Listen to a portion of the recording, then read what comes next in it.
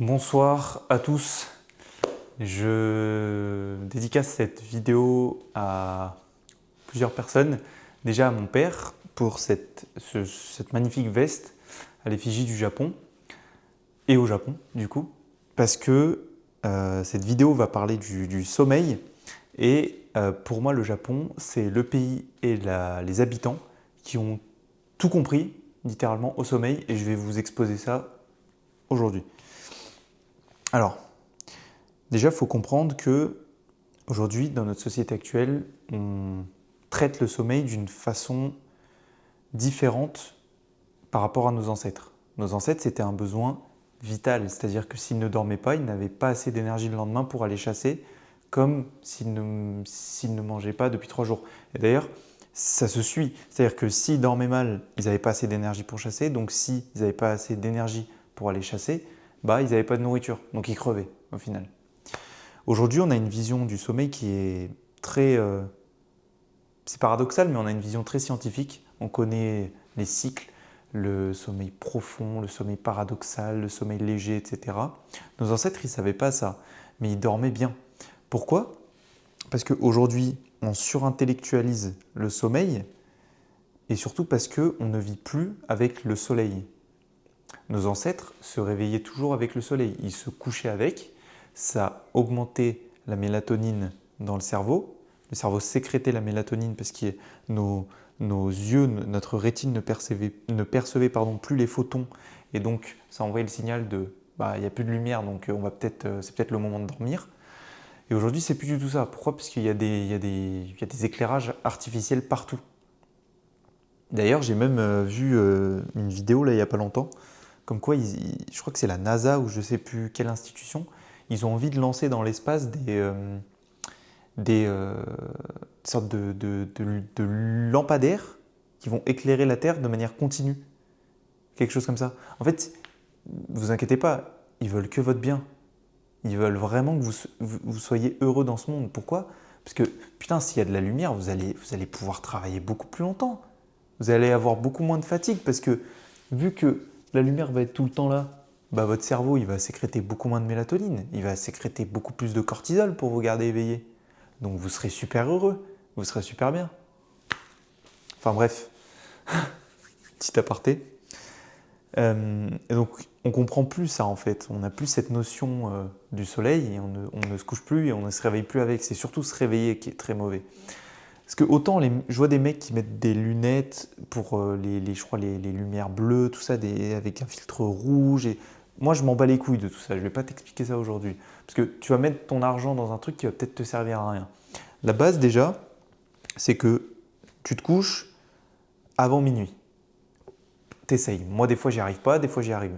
Quand tu te couches avant minuit, ton sommeil, il vaut double, clairement. Parce que quand tu te couches après minuit, tu es fatigué, tu as envie de bouffer parce que ta ghrelin, elle explose comme ça. Tu bouffes en plus toutes les 4 heures, donc tu fais 6 repas par jour, donc en plus que des glucides, donc que de la merde. Donc tu as tout le temps faim, ton insuline, elle est comme ça, ton cortisol, il fait que de monter, enfin bref, c'est le bordel. Là, il faut que tu te poses, tu te calmes, tu poses au maximum les lumières, tout ça. Si tu utilises ton téléphone, tu mets le night shift, là, le filtre à lumière bleue, tout ça, ça aide un petit peu. C'est toujours mieux que rien. Et vraiment, tu calmes, tu apaises ton système nerveux. Tu essayes de comprendre que ça y est, la journée est finie, donc il faut que ton corps il passe en système parasympathique. Il faut que le rythme cardiaque redescende, il faut que la pression musculaire redescende et que le cortisol descende. Tu as peut-être fait ton repas avant, j'espère que c'était un bon repas protéiné avec des bons lipides là. Et du coup, tu te dis, bon, allez, je vais aller me coucher. Là, tu te couches. Le truc, c'est que si tu as passé des années comme moi, 5, 10, 15 ans, 20 ans, à scroller le soir, à regarder des vidéos, peut-être même de la pornographie, si tu es un coomer, à rétention séminale, et en fait, ton cerveau, il comprend plus rien. Là, d'un coup, tu es là, tu n'as plus de stimuli, tu n'as plus rien, tu es juste couché, tu as les yeux fermés. Et donc, ton cerveau, il dit, oh, elle est où ma dose? Elle est où ma dose d'écran? Elle est où ma dose de dopamine, là, avant de dormir? Elle est où ma petite branlette? Ma petite éjaculation du soir pour m'endormir facilement? On vous connaît. En fait, ton cerveau, il a plus ça. Donc, du coup, tu n'arrives pas à dormir. Mais ça, c'est que pendant un temps. Une fois que tu as réussi à passer cette étape-là, le plus important, et ça je suis un des seuls à le dire, et les gens me prennent pour un fou, même mon père, même ma famille, etc. autour de moi, mes frères, mes potes. Et attention, parce que moi j'ai un serveur Discord, je t'encourage à le rejoindre. J'ai partagé cette info-là sur le serveur et ça a littéralement changé la vie à des mecs. C'est tout con, mais il faut dormir les volets ouverts en fait. Faut pas fermer ses volets, il faut laisser la lumière du jour venir. Parce que si tu te couches avec le soleil, donc il n'y a plus de soleil à 22h, 23h, même avant en hiver, bah là tu t'es couché, mais le matin, vu qu'il n'y a pas de lumière, que tu as les yeux fermés et que tes paupières, parce qu'elles sont filtrantes, hein, il ne fait pas tout noir, hein, tu vois, ta rétine perçoit à travers les paupières. Hein. Donc en fait, les photons, ils n'arrivent pas parce qu'il fait tout noir. Donc du coup, ton cerveau, il a pas l'information comme quoi il faut stopper la mélatonine et augmenter le cortisol. L'hypothalamus n'a pas l'information d'envoyer l'ACTH, si je ne dis pas de bêtises, aux glandes surrénales. Donc c'est une hormone stimulante qui va venir stimuler les glandes surrénales pour produire le cortisol, pour te réveiller en fait. Bah, le problème c'est que tu n'en as pas assez. Donc du coup tu te réveilles, bah, en fait les deux substances ne sont pas équilibrées, tu as encore trop de mélatonine sécrétée par rapport au cortisol. C'est ce qui fait que quand tu te réveilles dans le noir complet, tu es paumé. Tu es là, tu comprends rien à ce qui se passe. Tu te réveilles, tu as la gueule comme ça, tu es déshydraté en plus, tu pues de la gueule, tu comprends pas où tu es. Et en fait, c'est normal. C'est que tu te réveilles pas avec la lumière. Sauf que si tu laisses le soleil venir à toi parce que tu dors les volets ouverts comme un giga tchad, bah en fait, le soleil, il va venir frapper, ta rétine va percevoir les photons, et donc ça va envoyer le signal à ton cerveau de dire « Ok, je perçois de la lumière là petit à petit, faut qu'on augmente le cortisol là, parce qu'il faut réveiller Jean-Baptiste là. Il va travailler dans une heure dans son taf d'esclave là. Il va aller porter des cartons, ça va lui faire du bien. » Non mais c'est ça quoi. Nos ancêtres, ils dormaient peut-être dans des cavernes où ils faisaient des huttes, etc. Mais il y avait toujours le soleil qui venait, c'était pas filtré à 100%. L'avantage, c'est que eux, la nuit, du coup, c'était filtré à 100% parce qu'ils n'avaient pas de lumière artificielle, à part des torches, quoi, avec des flammes. Le feu, quoi, mais c'est tout. Et c'est une lumière bien plus apaisante. C'est pas une lumière artificielle. C'est ok si tu dors dehors avec un feu de camp, etc. Ça n'a rien à voir avec le téléphone.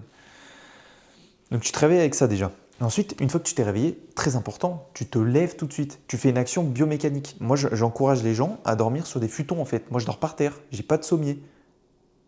C'est pour ça que je parle du Japon. Au Japon, les Japonais dorment par terre. Peut-être qu'un jour j'aurai un sommier, je ne sais pas. Mais moi, ça fait bientôt. Ça fait combien de temps? Ça fait bientôt 10 ans, je crois, que je dors par terre, moi, les gars. Des fois, oui, je dors sur un sommier quand je dors ailleurs, quand je dors pas chez moi. Mais je dors tout le temps sur un matelas par terre. Et je pense que la prochaine étape, c'est que je vais acheter un vrai futon, vraiment fin, pour voir la différence. Et je vais en venir aussi à un truc très important, c'est la position dans laquelle tu dors. Dormir sur le ventre, c'est pas très bon. Je m'étais fait une réflexion dans le sens, mais nous on est des prédateurs. On n'a pas les yeux comme ça pour voir à 360 degrés comme 360 entre guillemets, comme les proies. Nous, nos yeux, ils ont qu'une petite. En plus, quand tu as full adrénaline, quand tu es en mode chasse, là, comme ça, comme un lion ou un guépard, bah, ta vision se rétrécit. En fait, tu vois que ta cible, entre guillemets. Bah, vu que nous, on est plutôt des prédateurs, eh ben, je me disais, mais les lions, ils dorment sur le ventre. Les guépards, ils dorment sur le ventre. Je connais aucun lion qui dort, ou aucun chien qui dort sur le dos. Parce que c'est une position de soumission. C'est quand tu es en confiance. Sauf que eux, dans la nature, il peut y avoir des prédateurs partout. Ils ne peuvent pas dormir comme ça. Parce que le temps qu'ils se retournent, s'il y a un prédateur qui arrive, il faut qu'ils se retournent, qu'ils se lèvent, il faut qu'ils soient comme ça. Non, ils sont comme ça. Tu vois, les lions, ils se mettent comme ça, un peu comme le sphinx. Et tu vois, ils dorment comme ça, puis bam, ils sont alertes, tu vois. Nous, c'est pas pareil. Nous, on se met sur le ventre, on est comme ça. On dort sur le dos, on est comme ça. Dormir sur le dos, n'en déplaise aux titouans du Lux Maxing là, de merde, et de la black pill, de mes couilles, c'est pas bon. Oui, certes, ça va garder ta symétrie du visage un peu mieux, mais déjà, si ça, c'est ta priorité, c'est que t'es une gonzesse, c'est que t'es une petite salope, en fait, c'est que tu penses qu'à ton physique, là, va te maquiller, va faire tes ongles, et surtout, c'est pas bon, en fait, pour ta colonne, c'est pas bon pour ta respiration. Ça entraîne littéralement de l'apnée du sommeil. Ça a été prouvé. Donc la meilleure position, et je crois que ça d'ailleurs c'est pour les musulmans qui regardent la vidéo, c'est le prophète de l'islam qui avait dit ça, qui avait dit, je crois que c'est dans un hadith, bon accent, vous le remarquerez, qui dit ça, je crois, il dit dormir sur le côté droit ou le côté gauche, je sais plus, c'est une position honorable entre guillemets. Enfin, le texte c'est à peu près ça. Mais c'est vrai, en fait, c'est la position la plus adaptée à notre corps en tant qu'être humain. Parce que sur le dos, moi je dors pas, impossible, mais vraiment c'est impossible. Tu fais des paralysies du sommeil, tu fais de l'apnée du sommeil, tu dors, tu te réveilles toutes les 2 heures, c'est ignoble. En plus t'es pas bien, tu as envie de bouger, t'es engourdi. Sur le ventre, bah, c'est agréable, mais c'est hyper mauvais pour déjà la digestion, les organes vitaux, ça les aplatit, ta colonne vertébrale elle est toute cassée, c'est pas bon. Le mieux c'est sur le côté. Je sais plus si c'est le côté droit ou le côté gauche pour la digestion, pour avoir l'estomac qui tombe du bon côté une fois que tu as mangé. Et pour pas que ça appuie en fait, pour que ça le fasse pendre et que tu n'aies pas envie de vomir. Littéralement. Tu sais, quand tu as envie de vomir, que tu as la gastro, tout ça là, et que tu te mets sur un côté pendant 2 heures, tu es bien, et d'un coup tu te retournes, et là tu bégères tout ton truc. En fait, c'est ça, c'est que ton estomac, il a été. C'est par rapport à ce qu'il y a dedans. Et en fait, quand tu le retournes, bah, littéralement, ça te fait vomir en fait.